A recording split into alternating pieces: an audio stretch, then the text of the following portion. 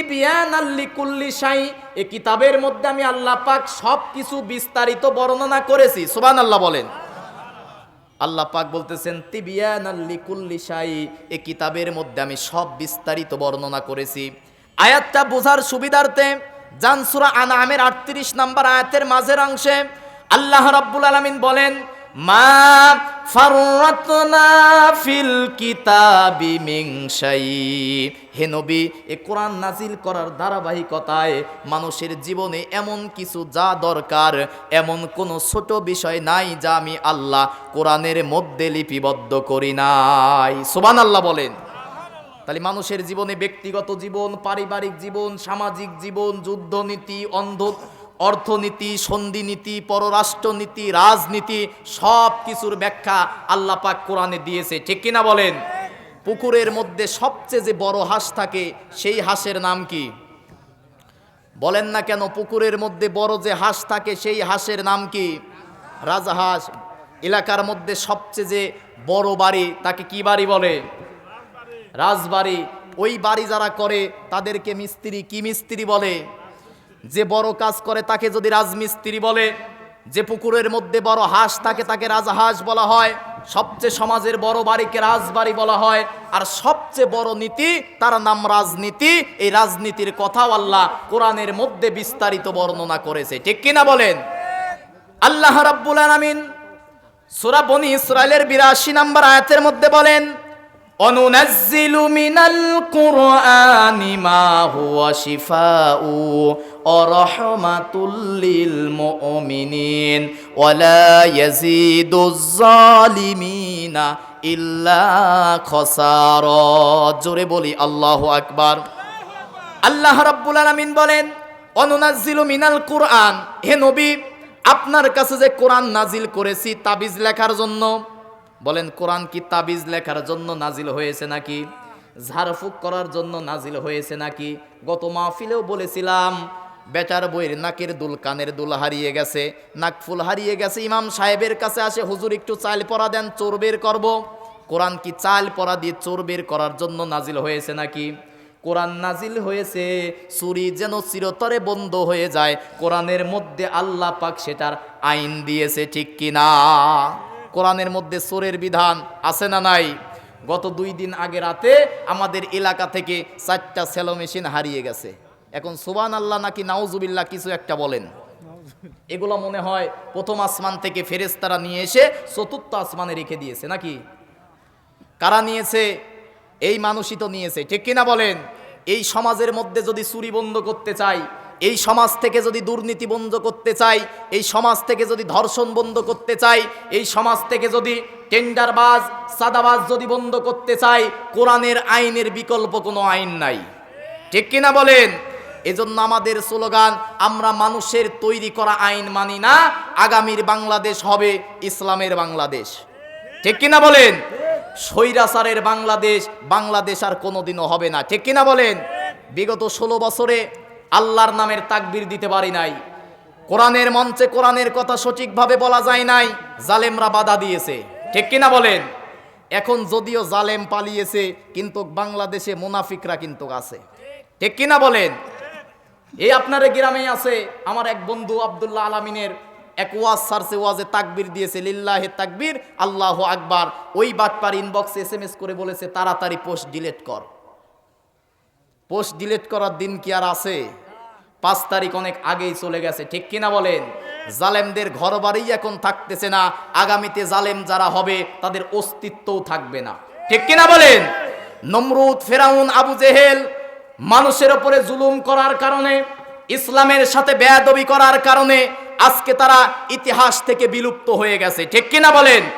নির্মমভাবে যারা শাপলা চত্বরে মানুষদেরকে হত্যা করেছে, পিলখানায় 57 জনকে যারা নির্মমভাবে হত্যা করেছে, ছাত্র আন্দোলনে 2024 জুলাই আগস্টে যারা হত্যা করেছে, আল্লামা সাঈদীকে যারা ভারতের প্রেসক্রিপশনে হত্যা করেছে, এদের বিচার বাংলার জমিনে হবে। ঠিক কিনা বলেন? 50 বছর পরে যদি বাবার বিচার হয়, 100 বছর পরে হলেও আল্লামা সাঈদীর বিচার এই বাংলাদেশেই হবে। ঠিক কিনা বলেন? আমরা কোনো দল বুঝি না, আমরা কোনো মত বুঝি না। পানি থেকে মাছকে যেমন আলাদা করা যায় না, বাংলার মুসলমানদেরকে কোরআন থেকে, ইসলাম থেকে আলাদা করা যাবে না। ঠিক কিনা বলেন?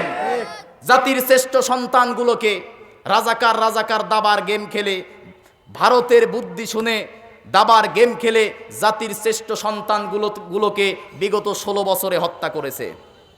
ঠিক কিনা বলেন? আপনাদের খারাপ লাগতেছে, আমি মিথ্যা কথা বলতেছি? আল্লামা সাইদির কোনো অপরাধ ছিল না। আল্লামা সাইদির অপরাধ এতটুকু, শুধুমাত্র কোরআন থেকে জাতির মানুষদেরকে সঠিক হক কথা বলেছে, ভারতের অগ্রাসনের বিরুদ্ধে কথা বলেছে, ভারতের লাল চক্ষুর বিরুদ্ধে কথা বলার কারণে আল্লামা সাইদিকে 13 বছর বন্দি রেখে ভারতের বুদ্ধিতেই হত্যা করা হয়েছে। ঠিক কিনা বলেন? সেটার তদন্ত করে এ জাতির মানুষদেরকে জানাতে হবে। একটা ফাঁস হয়ে গেছে, যে মহিলাকে ধর্ষণের মামলা দিয়েছিল, খুঁজতে খুঁজতে দেখা গেল 71-এর মামলা, ওই মহিলার জন্ম 75-এ। শয়তানও শুনে লজ্জা করে যে মিথ্যা কথা আমি শয়তানও বলি, কিন্তু এরকম মিছা কথা বলি না। ঠিক কিনা বলেন? আসুন, সে কোরআন বলতেছে, আল্লাহ পাক বলতেছেন অনুনাজ্জিলু মিনাল কোরআন। আলোচনার মোড় হারিয়ে গেছে, একটু গোছাতে সময় লাগবে। আল্লাহ পাক বলতেছেন অনুনাজ্জিলু মিনাল কোরআন, হে নবী আপনার কাছে যে কোরআন নাজিল করেছি, মা হুয়া শিফা, পৃথিবীর মানুষের সব সমস্যার সমাধান দিয়ে আমি আল্লাহ কোরআন নাজিল করেছি। সুবহানাল্লাহ বলেন। মানুষের ব্যক্তি জীবন, পারিবারিক জীবন, সামাজিক জীবন, যুদ্ধনীতি, সন্ধিনীতি, পররাষ্ট্রনীতি, রাজনীতি, এমন কোনো দিক আর বিভাগ নাই যে বিষয়ে আল্লাহ পাক কোরআনের মধ্যে সমস্যার সমাধান করে নাই। আল্লাহু আকবার বলেন। তাহলে ইসলাম মানার দরকার আছে না নাই? কোরআন মানার দরকার আছে না নাই? এক জায়গায় নাকি সব জায়গায়? খুব মনোযোগ দেন, আলোচনায় প্রবেশ করে এবার।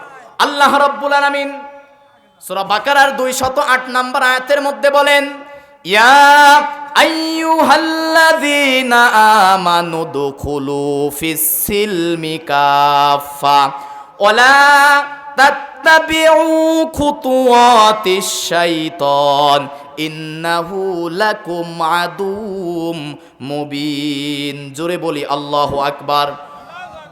আল্লাহ রাব্বুল আলামিন বলেন, তাফসিরে কাবীর আল্লামা ফখরউদ্দিন রাজি রহমাতুল্লাহ আলাইহি বলেন, ইয়া আইয়ুহাল্লাযীনা আমানু, হে যাহারা ঈমানের দাবি করো, উদখুলু তোমরা প্রবেশ করো, ফিস-সিলমি ইসলামের মধ্যে, কাফা পরিপূর্ণভাবে ইসলামের মধ্যে প্রবেশ করো।